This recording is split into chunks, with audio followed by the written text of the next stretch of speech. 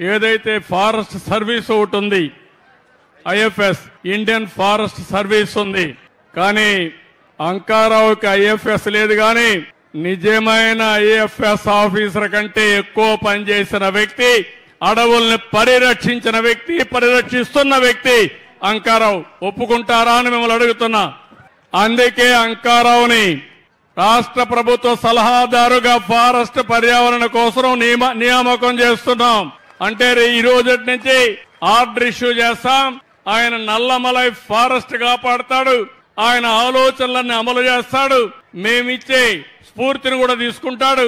Deputy CM గారు ఇచ్చే ఆదేశాలు తీసుకుని నల్లమలై ఫారెస్ట్ కాపాడమే కాకుండా రాష్ట్రం మొత్తం ఈ చెట్లు నీ ఆశలు ఏవైతే ఉన్నాయో, ఇంతవరకు నువ్వు మాటల్లో చెప్పావు, నువ్వు సింగిల్ గా పోరాడావు, ఇప్పుడు ప్రభుత్వం పూర్తిగా సహకరిస్తుంది. చేసి నిరూపించుకునే బాధ్యత అంకారావు నీ పైన పెడుతున్నా, చేయాలని మరొక్కసారి నీకు విజ్ఞప్తి చేస్తున్నా.